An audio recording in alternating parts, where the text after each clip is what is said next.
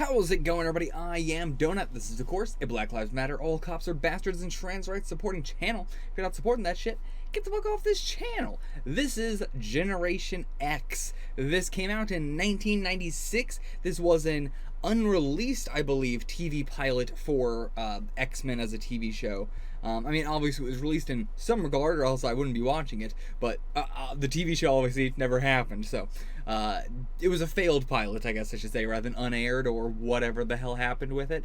I have absolutely no idea what this is going to be. This could be the classic thing of like, we're gonna do a adaptation of X-Men, but we're going to change how every character looks, all their names, all their deals. It might as well just be an entirely other cast. I don't know if this is just gonna be like, you know, hey, it's your friends Wolverine and Charles and Scott. Like, you know, I don't know what to expect. If it's gonna be, I feel like I would have known if this had like a Wolverine in it or had a Charles in it or something. I feel like it's got to be some standalone cast that they changed everything for and tried to do something.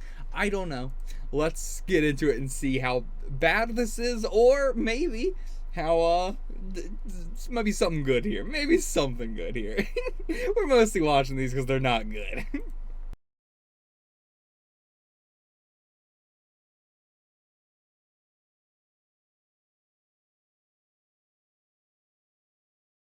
Alright, let's talk about that movie. Yeah. Where to even begin? I enjoyed it. You know, how did you enjoy it? I liked it a lot more than I was expecting. Yeah. This gives me the big tragic feeling of, I know a lot of people are not going to watch this reaction, but they should, because it's good. Yeah, like, I thought this was just going to be something that's just like, this is just going to be content that I can put out in the meantime before the next, like, major thing I do. But honestly, this was very, very enjoyable. There was a lot of bad 90s energy to it as well, but it's honestly more ignorable than a lot of the other stuff. Like, it's not that much more like grating, like with some of the like the shitty lines or whatever than some of the stuff in current MCU or X-Men or movies coming out nowadays. It's got somebody that, you know. Yeah, it is the, like, what is acceptable to say, what is not acceptable to say, in terms of, like, we know this is a shitty thing to say. Yeah, I mean, hell, I couldn't get through New Mutants because New Mutants was, like, just so much racism, but, oh, these characters are bad, so it's okay if we're doing a ton of racism. So, honestly, New Mutants coming out in 2020, fucking way worse than this thing in terms of the, you know, having stuff that didn't age well, even though this came out in 1996. Yeah. But god damn. Either way, yeah, this scratched the New Mutants itch for me. You know, I've always wanted in the X-Men the school sort of setting thing. We never really gotten that. We get it a little bit, a couple scenes here or there in some of the movies maybe, but never really as a whole thing. Right. And so, yeah, I enjoyed this as being primarily a lot of them just hanging out and just mutants chilling and having fun with each other. Even if it was a lot of, like, butting heads and everything like that, it wasn't over the top. It was over the top in some ways, but it wasn't as over the top as I was expecting. Yeah. Like, it wasn't as cheesy as I was expecting, I should say. It's a tricky balancing act to do. Like, the only X-Men non-comic stuff I've seen that's been able to do that has been, like, the animated shows. Because they just have more time to do the, like, long character arcs, so you can do more smaller shitty things. Yeah. I feel like for a movie, a lot of writers and directors and whatnot get into their head that, like, I have to make it more extreme because I have so little time. It's like to show a proper character arc. Otherwise, people are going to just be like, they didn't change. Yeah. It's so slight. Yeah, and so I do like that, they don't, the characters in this don't start out that bad, except for the one girl who I truly forgot she was even in it. Yeah. It was like, the girl who was like being a bitch to Jubilee in the beginning, when she was unpacking her stuff and everything like that, didn't even recognize that was, like, it took me so long to realize that was the girl that was, like, super strong and everything. Especially because we have two super strong girls here. Yeah. I do want to make sure I got them separate. Right, yes. Yeah, like, there's one whose thing is, she is extra, extra strong, and she's got, like, the very big, curly hair. Yeah. And then there's the other strong girl who doesn't have the big curly hair. Yeah, it's like I just have this base inherent strength, and the other girl was this, I take off my shirt and I turn into a 40-year-old woman like I'm fucking Shazam. Yeah. That scene is so fucking funny. Yeah. But it's one of those things where, like, for almost all of the effects in the movie, I can't imagine a better way to do it on a small budget. Yeah. Yeah, like, there's a lot that's cheaping out, and, like, I would have much rather them do a bad effect. Like Mondo, where it's just like, yeah, I get why you're gonna do it. He can change his skin into anything, but it's not gonna look like that. Yeah, he just takes the hardness from whatever it Takes is. the essence, yeah. Now, that could create, if this was a whole, TV show that was supposed to be, that could create a lot of actually really interesting scenes. Yeah. Like, it could feel very ass-pulley, but I can understand, like, create some cool scenes like, oh, you didn't know his skin was this sort of thing right now. Yeah. I really do like the scene where they're talking about, stuff, and they just mention, oh, by the way, that's why he doesn't like Jell-O. And he's like, yeah, I hate Jell-O. Yeah. This movie had some legitimately funny laugh-out-loud scenes. Yeah. I was very surprised, because it keeps going between this super cheesy, super eye-rolly, thing, to genuinely good writing. Yeah, I was very surprised. And again, sad that this didn't get picked up as a whole thing. Yeah, I do want to say, when I was doing research, I did learn that the whole, this was meant to be a pilot is wrong. Okay. That is a misunderstanding. Like, it's even on Wikipedia. Okay, But gotcha. I managed to find a relatively recent interview with the director, and he knew the writer, he's pretty plugged in. Okay. And he said specifically, when he was approached for this, the writer was super into Generation X, the comic, which came out 2 years before. This was a very, very Mm-hmm. fresh adaptation. Okay. And I met so that was a very 90s-esque comic, which is, all the characters and aesthetic are super that 90s we're finally going to show teenagers being teenagers sort of thing.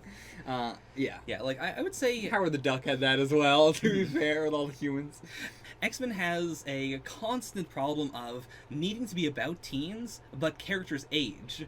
And so they keep on making new teams that are, the New Mutants, Generation X. I don't remember what the most recent one is, but there's a lot of, we have to keep on making teams for this decade or this exact moment. Which is, it's also good, because that means I prefer that. we don't have to sit around and watch Scott feel like, oh, I'm a 2020 teen. Yeah. I love TikTok. We have a different character who likes TikTok. Yeah.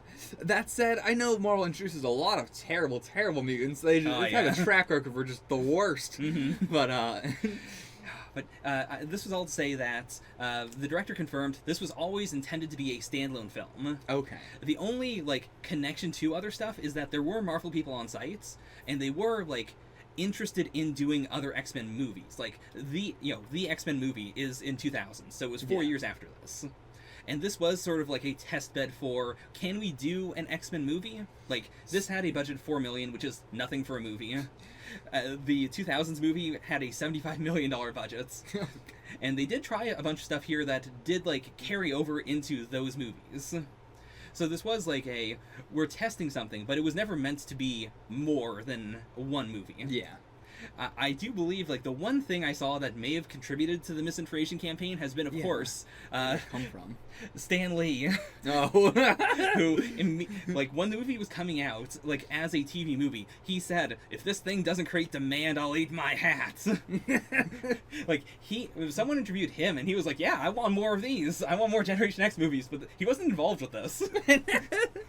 Still, though, I get it. It's a very... It doesn't feel like a standalone movie. It feels like there should be more after this. Even if that is more movies or whatever. Yeah. So this did get released in theaters and everything. No. Okay. It was a TV. Yeah. So that's also where the Yeah. the rumors came from and everything, probably. Or not rumors, but just misinformation. Yeah, it kind of was just dropped out there as a TV movie, and there was buzz around there maybe being a sequel, but it was never planned out to be a thing. Right. And they never, seriously went to it. The director even said, if I knew that, if anyone had ever come to me and said that we might be doing a sequel or this would be a series or anything, I may have been a little more into it, but as it stands, we did a really good job, we made a movie, and then I immediately pieced out. Okay. Damn.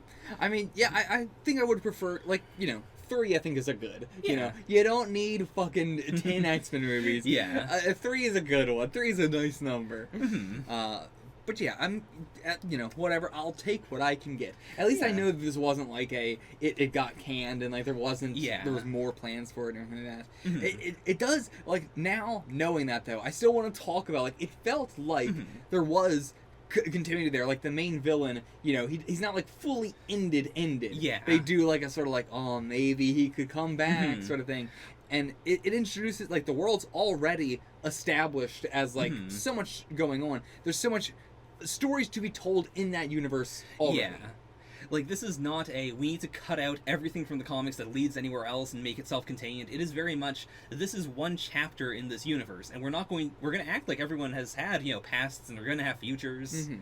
Which I do like for anything that feels like it's going to be a franchise. Yeah. And all the characters sort of like go on little arcs, but enough to where it's like it felt like an episode 1 sort of thing. Like it felt like they're establishing their character as like, oh, they're a little bit shitty and they get better, and then they can have other character arcs later and everything like that. But, Yeah. So I fully understand why people look at this and believe that it was meant to be a pilot. Yeah, like fully understand that. Yeah, 100%. So I also thought that they were doing a like, well, we want to have Banshee and what's Emma Frost's like thing, her title? They never say it in the movie, but her thing is like White Queen. White Queen. Okay, well, I'm not gonna remember that. Yeah, it's most also peop- just as long as a normal name. Yeah, most people just call her Emma Frost. Yeah, it's just as long as her name. It's the classic like Kitty Pryde Shadowcat thing of Kitty Pryde already feels like a code name. Yeah.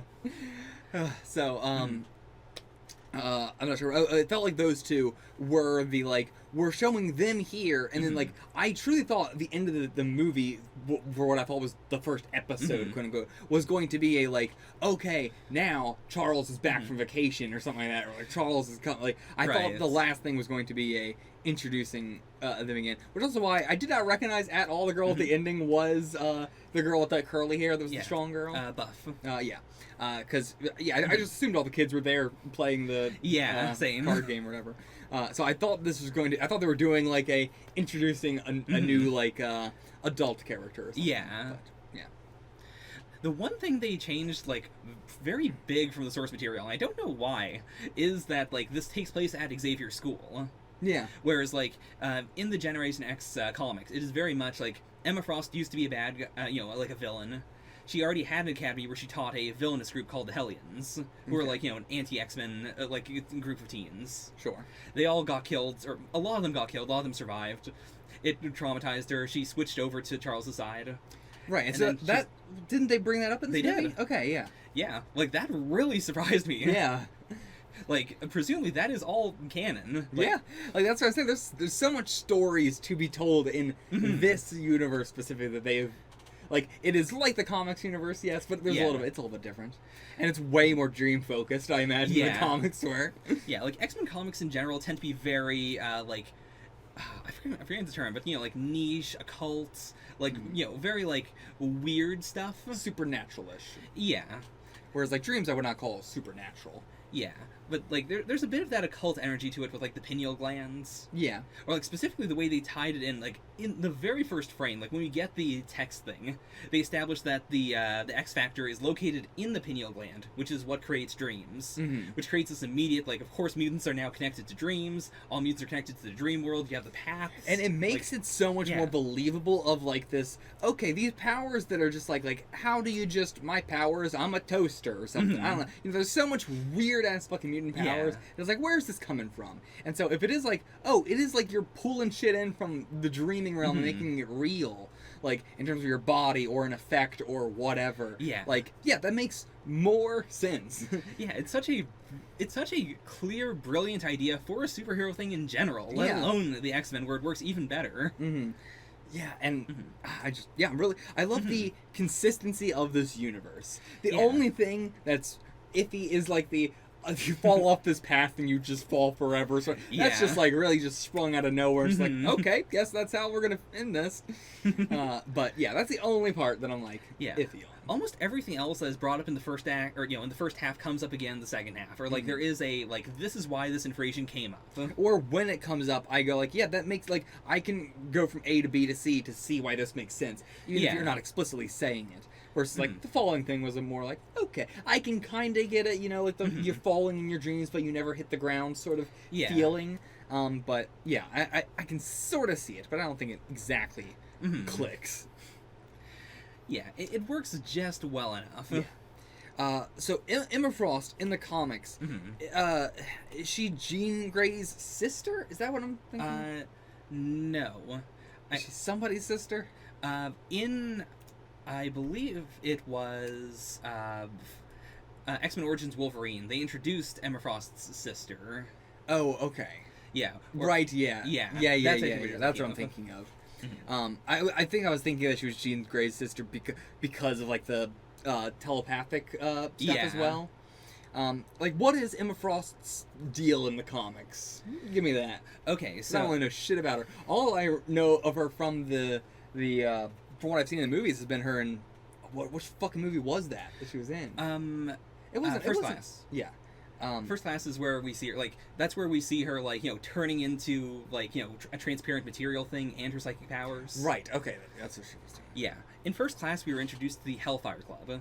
Now, really Yeah. quick. Okay. While we're still in this. Sure, sure. Did we see Banshee in that movie? I don't think so. Okay. I was trying to remember. I was like, was he one of the people on Shaw's thing? I couldn't remember what the other guy's ability was. Or no, his was like tornadoes or something. Yeah, right? he did tornadoes, Okay. and there was Teleport Man, Azazel. Right. Yeah. But, so, the Hellfire Club there is, like, in the comics, it is sort of this, like, chess-themed evil organization. Like, they hide in the shadows. You have, like, the White Queen, the Black King, White Pawn, Black Pawn. Like, it's sort of that setup.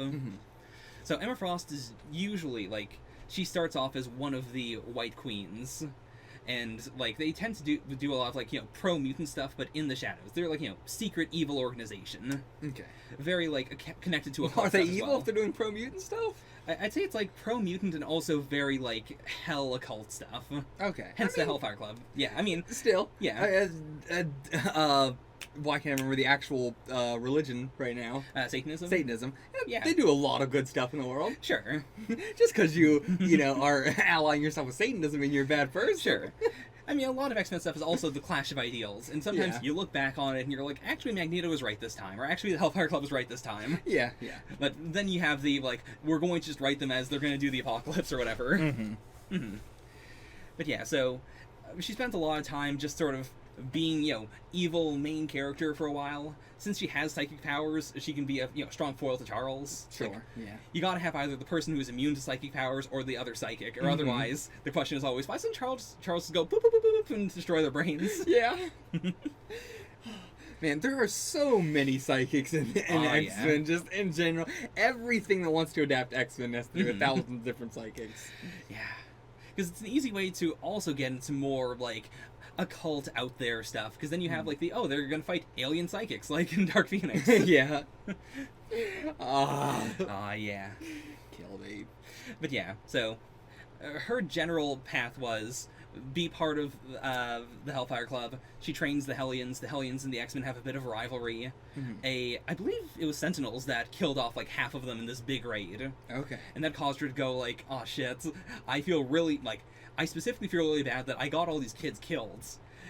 I know the X-Men have less of a problem, like, their kids get killed less.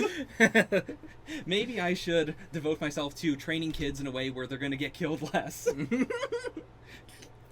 And then she teamed up with Banshee and started Generation X in the same, mansion where she trained the Hellions. Okay.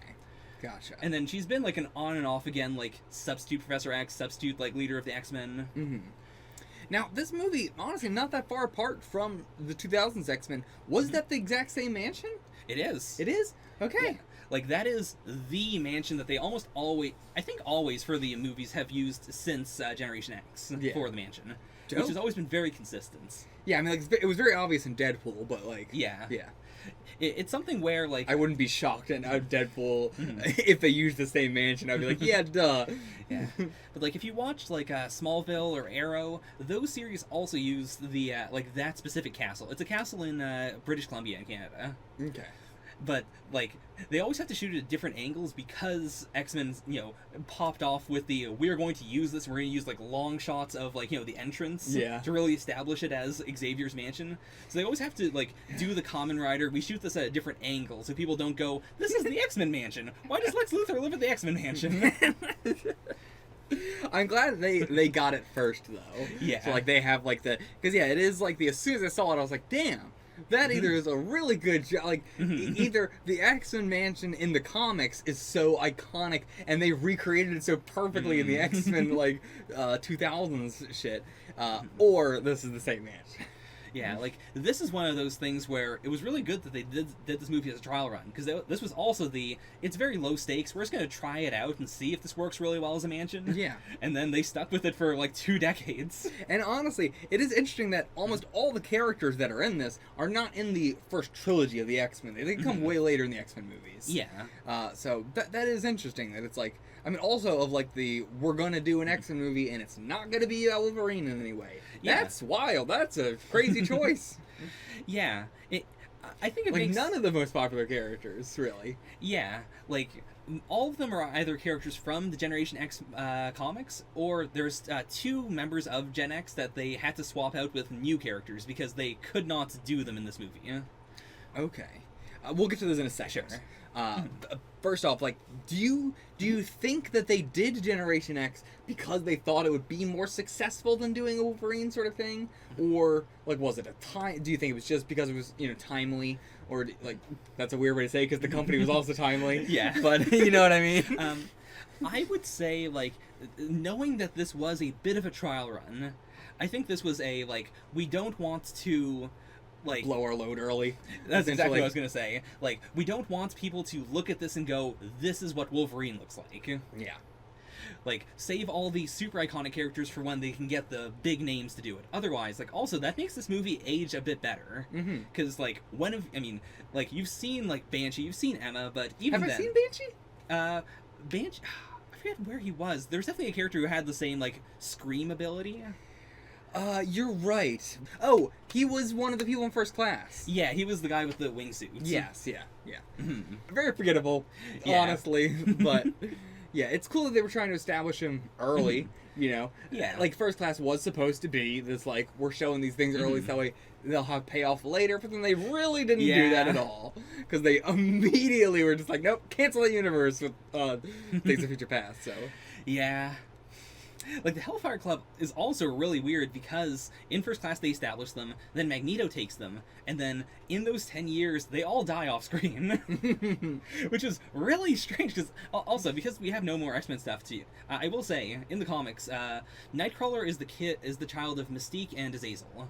Okay. Azazel being, Devilman who teleports. That makes a lot. I mean, Yeah. one, I can't believe I called it. I can't Yeah. believe I called it because I said, I don't remember what reaction I said it to, but I remember saying I would believe it if Kurt is blue because of fucking Mystique yeah. too. I had to really hold that one in. Oh man. Honestly, every single blue X-Men is just Mystique. Yeah. They were going to bring it up in the later movies. Like, that was just we have this in the Bible and we'll reveal it later, and they just never did. Yeah. / I guess they didn't want to. It's fine. It's whatever. Yeah, I don't know if I would buy it in the universe that they have established. Yeah, especially because, like, Mystique does not age at all, so it doesn't really feel like she would have a kid as old as Kurt. Yeah, like, even the Quicksilver thing with being Magneto's son, it feels a little bit weird to me. Yeah. It feels especially weird after, like, in Apocalypse, where he has had a family that he was, like, caring so much about, but then he didn't care about that other family.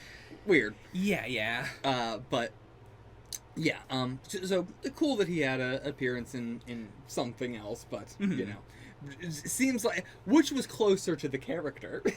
I would say this is pretty, like, Generation X Banshee is just, like, spot on. Okay, I assumed, but I didn't want to talk out my ass. No. Also, the guy who plays Banshee also played Banshee in the X-Men cartoon for, like, 4 years before this movie. Cool. Which is wild, because again, voice acting and physical acting are so very different. Yeah. I mean, he had the strongest voice out of any of them. Yeah. He was a fine actor as well, but I think primarily they probably got him for the voice because his voice was, excellent for it. He was like one of the most memorable people in the movie, I think. Despite not really doing much at all. He had a very just way of holding himself that felt cool. Yeah, and I think, like, him and Emma together are a really good mentor duo because they, like, you can do the Emma is extremely strict, Banshee is much less strict, but, it's understandable by the end why Emma is so strict. Yeah, and you still get that strictness from Banshee. You don't get him being laid back. Especially the way he walks, with the hands constantly behind his back and everything. He feels like such a headmaster, but he doesn't have that, like, condescendingness to him. Like, you have to show that the authority figures kind of suck in a movie like this. Like, you cannot do the chill authority figure, because then it's like, well, what are the kids playing off of? Yeah. And I think they hit a decent balance of, I get why the kids would be annoyed by them, but I also get why they're treating the kids like this. Like, especially in the setting they created, where, like, there are mutant internment camps, and if you use your powers, you'll be taken to a literal camp and, you know, killed. Yeah, Like, and you know, for most of the movie, it's the classic thing I have with a lot of superhero movies of like the yeah, but why don't you guys fucking do something about it? But then this movie makes me go like, oh, I can see why they can't. They're very weak. yeah. Like nobody in this movie is strong enough to do really anything. It does feel like they're hiding, and they need to hide. Yeah, like, the training is much less, we're going to send you out as X-Men, and more, we're going to train you to, you know, defend yourself and not expose yourself. That as well. And yeah, like the dreaming stuff as well, like teaching them that sort of stuff as like a here's a way for you to have fun that's not, you know, putting yourself in danger in the world and showing your mutant powers there. Like, yeah, it's a very, very different vibe than everything else we've gotten. It also, like, it is, again, perfect for a continuing series, because then you wouldn't have to explain, like, why don't we see the kids doing more stuff around the world? Yeah. Because it is the, like, yeah, they can work in this very tight community, and they can, like, you know, go to town and maybe do missions there. But even then, they have to be very, very stealthy, or they have to, you know, really hope that if they save someone, they find them that person, you know, likes them and is not racist. Yeah. Oh, boy. Yeah, like, Emma is really the only one of, like, the... When they... If it's something that can be resolved in a legal way, she can handle it. Yeah. Like, not in a legal way, but, you know, if it's a dangerous situation where they are in, like, a physical fight and everything that, or if the authorities come and would try to start shooting at them or something, that's when it would be, like, they can't... There's not... Yeah. It's gonna be tough. Then they're not strong. But, like, yeah, Emma can go doing, like, the, you know... These are not the fucking people you're looking for, sort of shit. God, yeah. By the way, just as you brought that up, all of those scenes were perfect. All of those were so good. Absolutely loved them. So good. They feel so modern. Yeah. Like, it is. It is such a, like, just I'm you know, I know this is goofy, but it doesn't matter because you're gonna believe it. Yeah, it's so good. So many of the jokes in this did feel like I was watching a 90s movie, and then suddenly I was watching a 2020 movie or a 2000s, whatever the fuck movie. Yeah. Yeah, just really enjoyed the comedy in the movie. Where to go from here? Let's talk about the villain for a second. Okay. The villain, so much fun. Like, you know, during the whole, like, cold open, it was like, okay, we're gonna do the crazy scientist that, like, is so hell-bent on, like, wanting to experiment on mutants. We've done this 1,000 times. Yeah. Of course, I understand why. You know, it's a classic. You gotta do it. But this is done in a so much more interesting way. Yeah. Than, or not in a more interesting way, but in a way more refreshing way. Because, like, throughout the, you know, normal X-Men franchise, we have to do serious villains and everything. So getting a villain that doesn't have to be serious and can be extremely over-the-top goofy, very much enjoy. Because, yeah, if we got that in the actual X-Men franchise, probably would not have liked it as much. It would have felt like, this feels so out of place. Yeah. But it felt so at home here. It was very, very refreshing after all of the you know, very serious villains that I have to go through. I also do need to say, you brought up that Matt Frewer, who plays the villain, Russell Trash, was, like, definitely channeling... Okay, was it Russell Trash or Trash? It is Trash. Trash. Okay. I thought it was Trash. I was really hoping they should have made it Trash. It's very, like... When I heard it, I was like, was that Trash? And I listened to it again, and I was like, okay, that was Trash. But I was really hoping when I saw the credits that it was going to be Trash. But yeah, Jim Carrey's, like, comedic persona, like, it's very well known. Jim Carrey exploded in 1994 specifically. The persona that Jim Carrey, like, created when he exploded is based on Matt Frewer. Really? Like, Matt Frewer, best known for playing Max Headroom, the first VTuber. Like, he's like this like digital bald guy with, like, these ridges on his head, who, like, his gimmick was he would, like, do like celebrity interviews, and he would be like this floating head who would just, like, say very weird things. His thing is mostly his, like, really weird voice and then, like, glitching out. Like, he would just repeat himself over and over and over again for seconds. Okay. And then he would, like, you know, he would do a lot of weird non sequiturs. He would do a lot of, like, because he was a digital character, a lot of what he would do is the very, like, improv-y, get someone on so they promote their products, and then just hit them with curveballs and say really weird things, and it's okay because it's not libel. Like, you can accuse them of anything, and it's fine because he's a digital character. He's not real. Like, you can write off anything as he was glitching out. Sorry about that. I mean, even still, that sounds like Tim and Eric as Sure. well. I mean, Yeah. Tim and Eric is also, but like, Or not Tim and Eric, the Eric Andre show. Sorry. It sounds like a lot like that. yeah, like, I'd say a lot of, especially like Adult Swim-ish comedy, is very inspired by Matt Ferrer specifically. That is, Like, he I've did, never like, heard of him, so that is very surprising. Yeah, like, he was super big in the 80s, and then he kind of, like, he didn't go underground or anything. It's just he kept on doing work, but he kind of flew under the radar. Okay. But yeah, like, Jim Carrey's whole, like, the wacky voices, the very, like, pulling his face in a weird way. Yeah. Like, all of that is very Matt Ferrer. Like, they're both also just, like, Damn. they're both Canadian. They're both from, like, a similar area. So it Now- was a, like, he grew up with this. And then he Okay. took it on as his, like, I'm going to do it, but I'm going to, like, amp it up more. I'm going to put my own twist on it. Yeah. But yeah. That's really, like, cool to know that he was the one who originated it, actually. Yeah.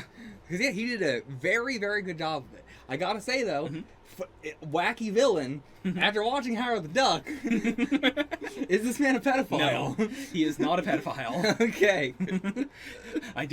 I looked it up as best as I could. He seems very. Everyone seems to have a good opinion of him. Yeah. We're not gonna of say course anything. not. But yeah, But I needed to bring that up because as of 2021, everyone has a pretty good opinion of him. I was thinking of that in my mind. I was watching the movie, like, man, I really love this performance. I sure hope he's not a pedophile like Howard the Yeah. Duck guy. But yeah, so like, But yeah, that's good to know. Very good to know. Glad that he originated this. Like, that is, like, I don't know what to say about that, but it's just, that's really cool. Yeah. I thought this is a very, like, ripping off Jim Carrey sort of thing. And even still, I hate the, like, the ripping off this actor sort of thing, because, yeah. It's the classic thing, like, if people like something, they should get more of that thing. Yeah. Even if it's a ripoff or whatever, It's a good thing. It's a new genre. It's a new whatever. Yeah. But yeah, the fact that he originated it is crazy.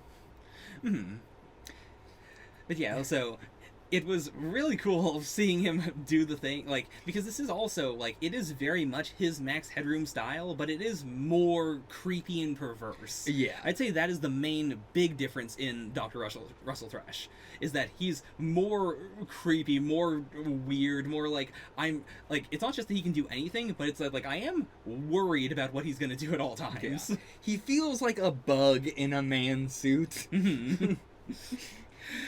I love the scene where he lays out that, I went into all of your heads and I set it up so you're gonna all fart. And then we just linger on it and they're all so scared of farting. It's so scary. And then that's the thing we're like, all right, this is too far. Honestly, also really good like twisting of like the thinking that it was he just leaves the room, then they're talking about it, but really it was just the guy dreaming about that at Yeah. night. And good twist, good twist. Really good. Honestly, a lot of good twists in this movie. Like the Yeah. going after Angelo instead of Jubilee got me as well. Because the whole like Jubilee has this like psychic power sort of thing was completely like a red herring. Like, Yeah. it's not that it's unimportant. It is important to make you like that is why he's going after her and everything else. Yeah. But that's not essential. Yeah, like a weaker movie would have used Skin as a way to get to Jubilee, and it would have been the like, I know you both have the power to do this, but I need her specifically. Because it's stronger. It's got the telepathic stuff to it. But I really appreciate that, like, he baits Skin into, like, he baits him with the idea of, I can get you this girl. And when he baits him, he's like, yeah, and I'm going to keep on using you, and I'm gonna blackmail you, because you're the one closest to me. I don't need Jubilee. I also, by the way, love that his like, hey, I can help you out here. I can do something like a fairy god. I'm gonna grant you a fucking wish like a genie. And what it's gonna be is me going, hey, do you remember Friend Angelo? That was it. Oh, yeah. That was it. And Andrew's like, man, I love you, dude. You're the best. You saved my life.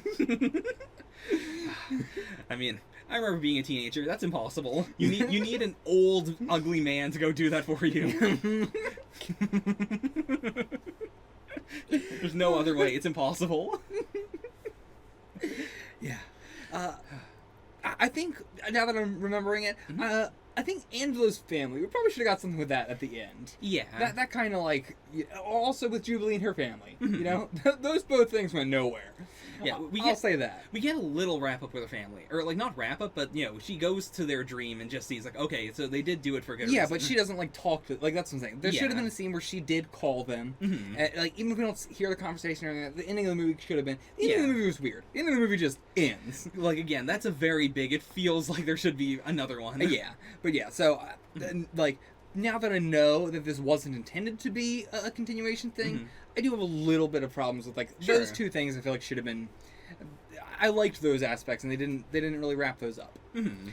I really liked the Jubilee family thing. Like, I want to talk about that. Like, it was Yeah. so not a big deal. Mhm. Like, her family was a nice family, and they were doing a nice thing for her. Yeah. And she just didn't believe them for very legitimate reasons. Yeah. And then realized that they did love her. And like, it's so wholesome.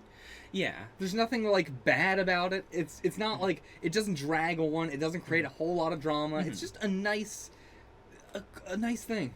Yeah, I really appreciate that the movie like acknowledges that the whole like you go to the mansion and then you're isolated from your family and we're gonna train you. Like it is disorienting. It is weird. It is kind of culty. Yeah. But they don't play it as the like this is absolutely like this is awful. It is the like.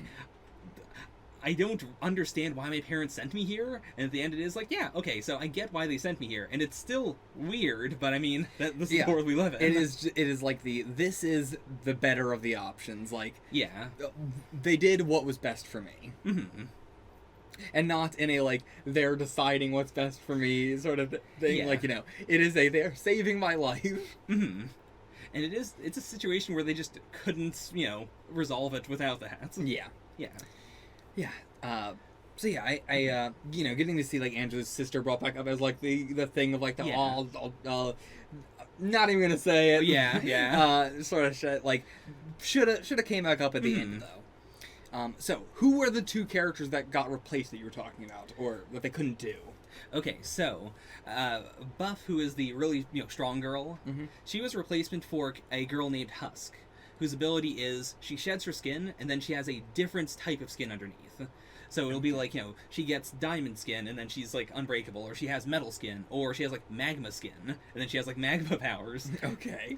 Like the reason they didn't do that is just because they couldn't like do the peeling off the skin thing in a way that looked good. Like specifically, like getting the skin off was okay. They know how to do like rubber skin. Yeah. The problem would be like having a second skin that looks realistic. Mm-hmm. So Same sort of problem they had with Mondo. yeah, and then Refrax, who is the like a guy with the eye beams / X-ray vision. Okay. He was created to replace a character called Chamber, whose thing is he he can shoot like psychic power out of his chest, and when Like Alex Summers. and when his power awoke, he blew apart like a chunk of his chest and his jaw. Okay. And so it's replaced with a artificial like jaw, artificial chest, and like he doesn't have a stomach or anything. He's kind of like he talks telepathically with psychic powers, and he sustains himself off of just his psychic power.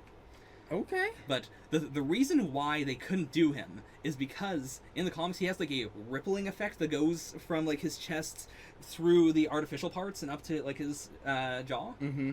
And the writer was like, well, we can't do that. It's not going to look good. And if we can't do that, we can't do the character. Fair enough. Like all these characters seem like the ones that actually are in the comics. They seem like they're pretty close, actually. Yeah, like that's also why I can say this was specifically replaced with this character. Mhm. It was a like we want to keep it similar, but these effects are just too much. We need to really prioritize who we're going to give the good effects to. So was Buff and Refrax were they in Generation X? No, they are unique characters made just for the movie. Okay. Now, did you find anything on? Well, let's talk about Buff first. 'Cause Sure. Buff, I feel like, is very That also explains now why they had just like two strong characters in the movie. Yeah. And why they're also like, okay, let's make this one a little bit different. Like, she turns into a 40-year-old fucking woman. Yeah. But yeah, any interesting trivia about Buff in terms of like as an original character or anything like that? I imagine not really. Nah, not really. Okay, so Kurt, what is there? Was there any interesting information going on with what the fuck is going on there. With simply the fact that his name is Kurt, he's got like the Scott glasses going on, but it's different than that. He's basically a completely different like character visually and personality wise and everything. They wanted to do a play on the Cyclops, I-beams, but his ability is a lot closer to like old Superman. Like Superman started off like one of his abilities was X-ray vision. And X-rays, do actual damage to things. Like that's why you have to have the lead suit. So in the comics for Superman, they like had it be sometimes like if someone takes a picture of him as Clark Kent, he would use his X-ray vision to destroy the film. Cool. And that evolved into like just he uses X-ray vision as an attack, and then that evolved into heat vision. And so Kurt is a like. He's not literally that, but like it's the same general idea of he has X-ray vision, but he can make it so powerful that he can destroy stuff. Yeah. And then the evolution of that is, he can see through things better. Like it is more of he's getting more control over it. Which is a neat way to do it. And like, it's the, it comes out during puberty and everything like that. He was in a very horny situation. But yeah, I also really like the scene after that, because like Kurt's an asshole. He's bad. He's a bully, and I really appreciate this. I will say he changes very quickly. Yeah, like he's only a bully in the very beginning, and then very quick. Whereas like Mondo took a long time, and Mondo, I don't have much to say about Mondo. Yeah, Mondo is whatever. They didn't really know what to do with Mondo. Yeah. Mondo is weird. He's a weird adaptation because like I don't have much to say about him, so I'll just say it now. Okay. Like in the comics, Mondo is a like big ol' Samoan guy, and his main thing is just he's very nice. Okay.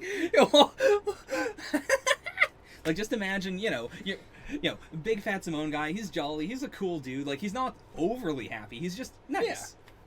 And so weird adaptation. Yeah, seeing him be such a jerk, and like such a horny jerk, is so weird.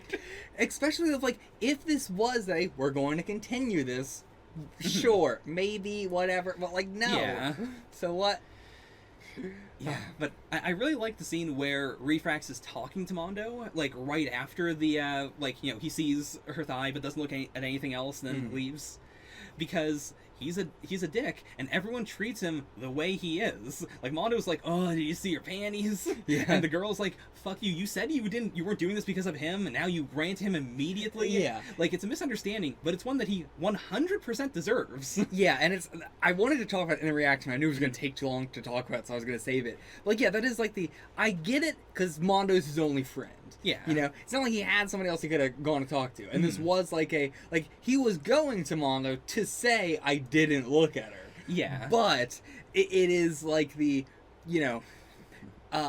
is all a misunderstanding. And I understand why he's like, well, you just talked to me. This is a misunderstanding. Right. Blah, blah, blah. But it's also like that. Yeah, but you get why it's a misunderstanding. Like, you get why this is happening, though. Yeah. Like, it just felt very realistic and well written as the, because it's also, like, no one goes up to him and says, this is your punishment for being an asshole. Yeah. It is just a punishment. He deserves to be misunderstood, and then at the very end, he does get to say, hey, I didn't actually see anything. Yeah. And he says it, like, in front of everybody, too, making an ass out of himself. Yeah. Yeah, and it is not okay, all's forgiven, I'm going to date you now. It is just okay, I don't think you're as much of an asshole now. Speaking of which, again, one of the only other aspects I didn't like about this was just the relationship between Skin and the other girl. Like, who the fuck cares? That was like the super cheesy, dumb, stupid thing. Like, it is the most, like, we gotta get the hetero romance in here. Or like this specific, this specific genre of romance. Yeah, they already had hetero romance in the movie. They need the specific, I see a girl, like, instantly fall in love, I will destroy the entire world in order to go on a date with her.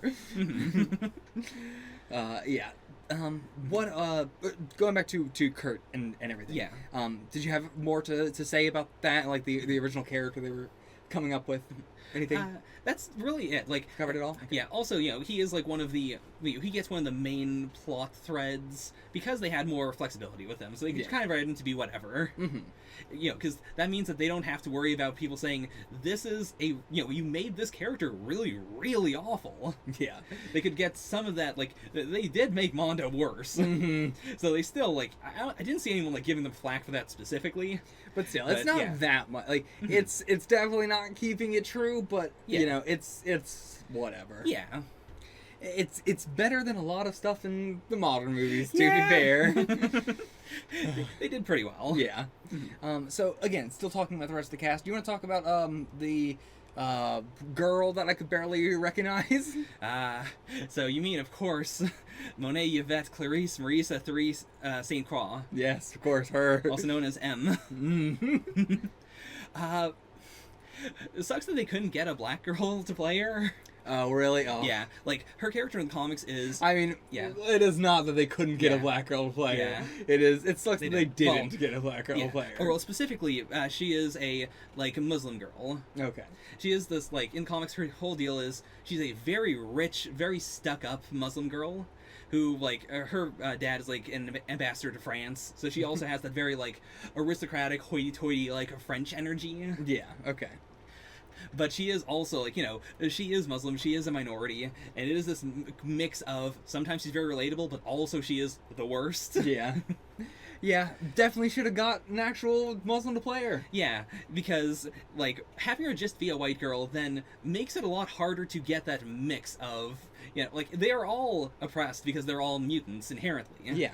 But you need that extra layer. Like, Yeah. the cast is diverse, but it's not as diverse as the Gen X, you know, cast. Mm-hmm. And like, yeah, like this cast is pretty, you know, diverse and everything, Yeah. and I really appreciated that as opposed to Charles's school of Mhm. everybody being white. Yeah. But yeah, that sucks. Mhm. Because yeah, she was gonna be the one where I was just like, I understand why she's white, sort of thing, where it's like they wanted to make the bitch white, but I thought she was an original character for the movie. Right. You know, now I can see why it's like they barely did anything with her because she's not anything really like the original character. Or Yeah. like the character from the comics. I mean. Mhm.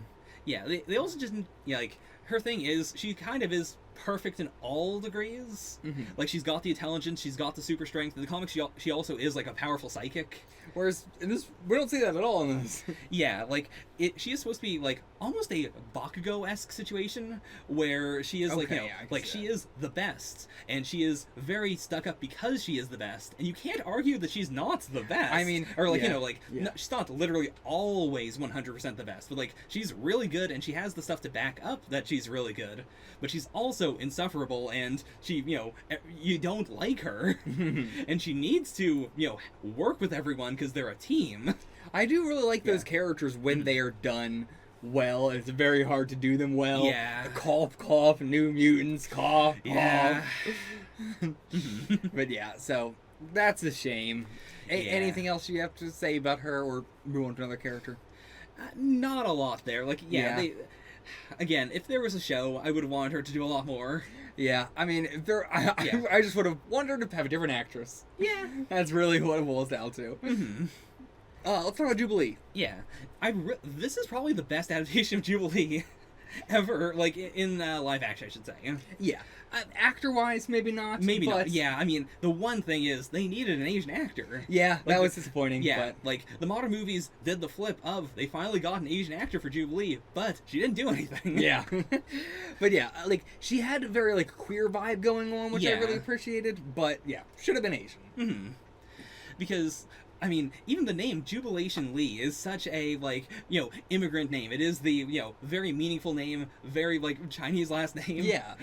Like, Yeah, and I like her whole, like, they managed to capture the, like, mall rat energy of the Mhm. character. Like, she is very, like, I believe she was introduced in the 80s, but she has that very 80s and 90s energy of, I'm just gonna be out all the time. I don't like my parents, but they're not bad people. I just don't like them. yeah. Like, I am, you know, yeah. Like, yeah, it's a hard thing to talk about. It is just the, Mhm. like, you know, just the nightlife girl, you know? Mhm. Person's just trying to get away from it all. Not really because of any particular reason, but just Mhm. because of reasons. Yeah.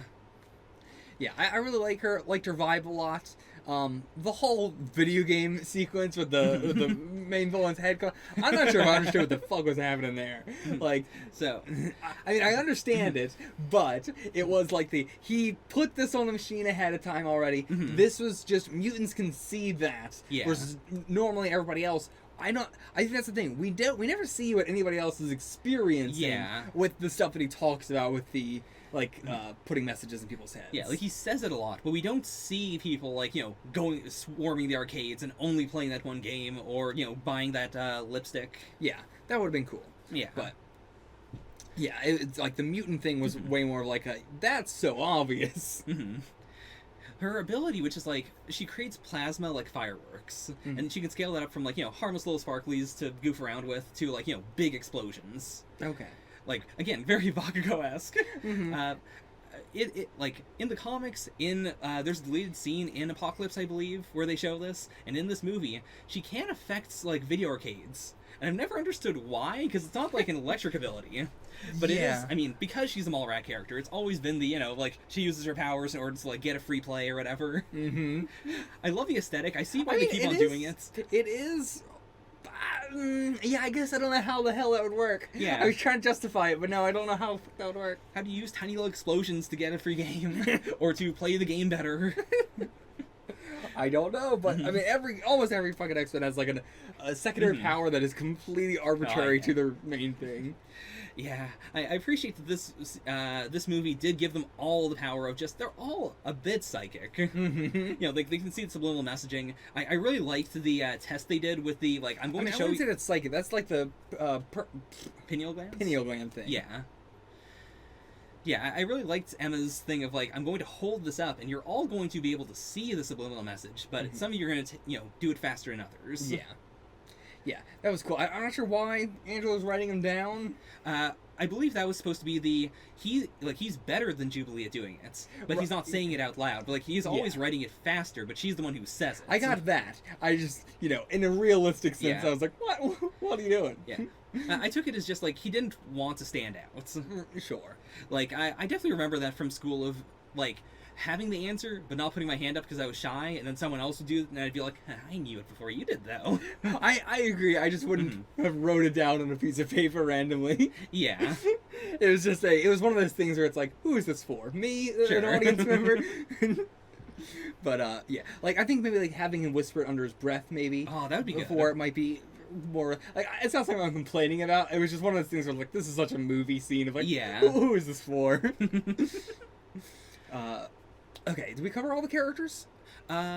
Skin. I mean, we can still talk about Angela. We've basically talked about it a bit, but tell me about him in the comics, you know? So, there are two big differences. Number one, he physically has like 6 feet of extra skin on his body in the comics. Okay, so, like, does it just hang somewhere? Yeah, like he has a very like melted candle sort of look. Okay. His skin is also gray, like inhumanly gray. Okay. So he is a very like, you look at him and you know he is a mutant. You can't not notice it. And the other thing is, of course, it is just his skin. Like this movie, like very clearly makes it just like, you know, a Mr. Fantastic-esque like stretch. I don't know. Does it? I would say so, because like, I guess he would have to have muscles to be able to do that. Yeah, like in the comics, he can't like if he were to grasp it, it would be more of a like, I wrap my skin around it. Like it is a bit prehensile. Okay. But it is very much like it's just the skin, and you know it's not a fun time. Yeah. And it is, you know, very gross. Whereas they simplified it more into like he is stretchy, and like they do the, you know, like, I'm gonna twerk your nipple and it's gonna stretch out. But then like when he stretches his arm, it's definitely him stretching his arm and not just like the skin from his arm. Okay. Yeah. I mean, well, in this movie, obviously. Yeah. But, yeah, I think I'm trying to picture that in the comics, and like I'm picturing the Kishin from Soul Eater of like the wearing his flayed skin and then just using it of like, I'm just gonna flick you with my skin and use it like a whip or whatever. I'd say it's pretty similar. It's using your skin as a weapon is a really cool ability, and it's so creepy. But yeah, they did a good job with here with not making it creepy and making it more terrifying, like everything. And also his screams were so good. Like I truly felt like he was about to die every time. Like he was in like the worst pain of his life. Yeah. I have a big fondness for the like something awful, but it is like it is a hero or it is a protagonist. Like every time they do anything with his abilities, it is body horror. Yeah. But it doesn't like make me go like, I don't like him. It makes me feel sympathetic. I am like, oh god, this is awful. Please stop. Yeah. Good main character. Yeah. definitely see why he was like the main character for the movie. Yeah? So, just overall, I liked having a villain. We were like, arguing a little bit on this. I felt like the villain's main and total motivation was just getting to Emma Frost, and like I really liked that. Like he was this like obviously he's doing a lot of stuff that is like very capitalist and everything like that, but that is not his end goal. His end goal is not money or anything like that. His end goal is simply, I just want to get to Emma Frost again. I can see that. And even then, he doesn't really have a clear, like, what do you want to do after that? Like, do you want to kill her? Do you want to, what do you want to do with her? But it was just like he just wants to get to Emma Frost. Yeah, I'm willing to accept that. Because, like, he also has very concrete sub-goals throughout the movie, but they are all, like, of the moment. Like, he doesn't know anything about Emma, like, at the start, so of course he is just trying to, A, like, develop the subliminal messaging technology, and B, like, meld the dream world in the real world. Like, the ability to do anything. Like, that works, and then he figures out, like, oh, okay, Emma is there, and there's an actual way I can, like, contact her through the students. Yeah. Where, I can get to her.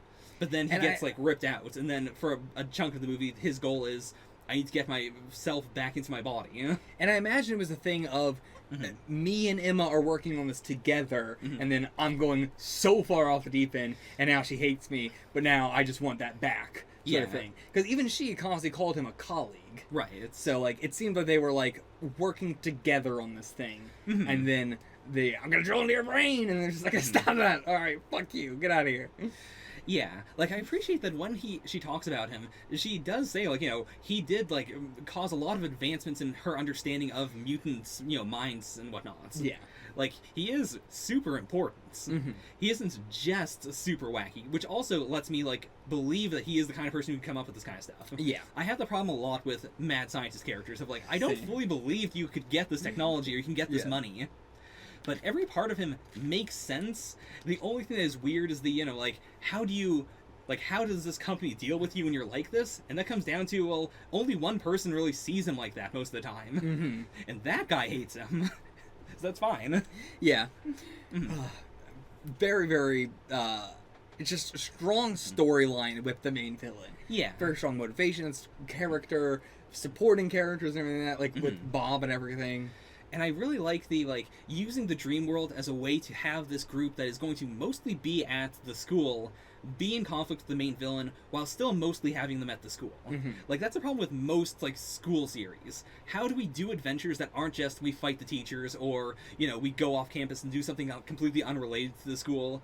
Like, how do you maintain their students at school, but also they're fighting the main villain? And having a very unhinged main villain makes it so that way it's like, when they were doing the thing where Angela was in the room and all the alarms were going off and everything, I was going, is this a test or is he so unhinged he's going to try and come in here right now and just grab her and leave? Like, I truly did not know. Because, like, it's also, like, the world is so against them. Like, he could have just called the cops or whatever and said, hey, there are mutants in this building, and I would fully believe they would send in SWAT teams and just, take on the whole mansion. Like, when he has the gun pointed to his head, up at that point, I was already like, okay, this is probably a test. But even then, it was still like, I don't know. This could just be the authorities coming in here. It's such an intense scene. Yeah. And it's like, well, I get, like, this is a thing that's probably going to happen at some point. They do have to be ready for this. Yeah, it's so fucked up. A lot of this shit is so fucked up. Like, even though, like, the log coming, that would kill them and everything. But it is I gotta give some leeway for shit like that. Yeah, it is the, like, this is really messed up to do to teens, but what's going to happen to them if you don't train them is 10 times worse. Like, as they say earlier on, like, when Emma, I think, talks to Jubilee's mom, she is like, yeah, other adults are going to come for your, for your girl, and they're not going to have good intentions for her. Yeah. Like, either way, this is a bad situation. But we're not going to tell you that going with us is a good thing. It is just less bad. Even still, I don't think it should be comparative of, like, it's not as bad as this, so, know, it's more so just that, like, if you're gonna do a movie or a series or whatever where you have teens with powers in a school setting, that school setting is going to try and kill them. Yeah. And you're supposed to go like, but they're not rare. The school knows that they're gonna protect themselves. Like, it's in every series under the sun that has kids with superpowers in a school. got us suspended in disbelief somehow. Mhm. It's more the stuff like that bothers me, like in the modern series, where like Charles is very like, you know, putting ideas into their head, or like Right. sending them away on missions that they don't want to be on, or Mhm. stuff like that. That gets to be the more like, okay, this is not stuff that's in every series. This is just bad. and like the log especially was really weird. Yeah. Like, I mean, the log I feel like is the most actually like I've seen this in everything. really? Yeah. I could definitely see that in My Hero Academia. I guess the thing that weirded me out is that I didn't realize, like, I wasn't thinking of that as the thing that he was doing specifically. I thought of that as just it's the rock wall for anyone to be on. In which case, Yeah. like, how does anyone else deal with that? I drop down, or like, I think that was the thing. Like, you know, you were normally supposed to just try to drop down one and then still grab one without falling off a whole wall. I assume was the normal Okay. test, but yeah, Yeah, I can buy that. I can absolutely see this shit in the freaking Ruby school. I can't remember the goddamn name of it. Beacon. Yeah, Beacon. Yeah, I can see it. I don't know. I just really enjoyed the going around town, going to the like whatever the fuck it was called, fest or whatever. Yeah, like the whole carnival. Yeah, this is the Fireman's Carnival or I think something. so. Yeah, that whole thing, going to the mall, you know, all that sort of stuff. It's really cool. Yeah, I also appreciate that it was a low stake, like, all of those were fairly low stakes, but it was also a, like, just because of who we are, even without people knowing we're mutants, like, we're still going to be discriminated against. Yeah. We still have to watch ourselves, and if we defend ourselves, we're gonna get in trouble. Like, again, one thing I really liked that I don't think any of the modern X-Men movies has really managed to match is the one where, they all stand up again, to Emma, they all get, expelled, or, they all have to go pack. Yeah. And then Banshee has to tell her, like, yeah, it took a lot of balls for them to all stand up to you. Like, you're acting like, this is going to get them killed, and maybe it will, but they learned something really important here, and it'd be really shitty of us to not acknowledge that. Yeah. Seriously. And like, yeah, as you said, none of the other X-Men movies have really done at all the I'm being discriminated against for something that has nothing to do with my mutant villains. And like there's New Mutants has in a very terrible way. But this movie did it in a much better way. There was Angela saying, I don't remember what he said, something essay, and they're like, oh, there's that weird mouth of yours again. That wasn't even like, that was just cringy. Like, I was just like, what was the, I don't know. I don't even know what the intent of this line is. Right. I don't even think that was supposed to be this character is racist. I think it was just supposed to be I don't know what that was supposed to be. You and your wacky non-English. So, Yeah. but yeah, I think for the most part, this movie did a good job of the like we are being discriminated against, and it doesn't have to do with our mutant abilities. That's like that thing that pops up later, and they're like, oh, you're also mutants. Yeah, and I also appreciate that, for a movie that is, the kids are doing this thing under the radar of the adults, we don't do, like, when things get super serious, they go to the adults, and the adults are upset, but at the same time, they're like, yeah, this is a big deal, we're gonna help you with this, and we're not going to ground you afterwards. Yeah. Like, it is a fundamental, this is too important for us to be mad at, or, for us to be, to really, really punish you, because the awful things happening right now are punishment enough. Like, there's so many movies that do the, we're doing this against our teacher's wishes, and we can't let them know, and it has to get worse and worse and worse, because we can't let them know. So much of this movie was a like I'm fully expecting this thing that I've seen in a billion other movies, but then they don't do that thing. Yeah. Or, like the bringing up the like, okay, I'm gonna make a portal for us to go through to go to that guy's like place or whatever, or Russell's place, and then if you see a white doorway open up again, everybody immediately go through it. It either means we've won or we've lost. It doesn't matter. Just go through it. Or else you're gonna be left in there forever. And so. When the portal does open up, they all are like, all right, let's go through it immediately. Yeah. Like, they're not like, but nobody even said like, but we haven't even done anything. Or everybody was immediately on board to do it. And Angela was the only one who was like, no, I got this. Yeah. Yeah. That was, I really, really appreciated that. Yeah. Very, very, like, unexpected. Truly expecting all the characters like, no, we gotta, like, no, go, I got this, you go. I also like the portal as a, like, why doesn't Emma just fix all these problems? Yeah. It is the, like, you know, she is very strong, but she can't, like, it is the same thing they have to do in every X-Men movie of why doesn't Charles just fix the entire situation? But I mean, to be fair, she couldn't really fix the whole situation either. Yeah. Like, her plan was just, I'm going to just grab him and jump down. Yeah. I mean, I do love also that this whole conversation happens while you can hear it, and he doesn't have any. He's just like, yeah, I want this to happen. That sounds like fun. I really appreciate that. He Yeah. doesn't try to stop it at all because he wants it to happen. So it makes sense that Angela's able to just grab him and jump down there. Yeah, I think that's all I have to say. Got any other notes for like the movie itself, or we done? We honestly did cover all of it. Okay, Yeah. we done then. Good movie. Very good movie. Please talk to me about this movie. Yeah. If you haven't watched it, but you watched this for some reason, There's watch the no movie. who the fuck. This was an hour. But yeah, talk about the movie, comment about it. I'd love to hear it. I'll see you guys for whatever's next. I'm not sure yet. We'll figure it out.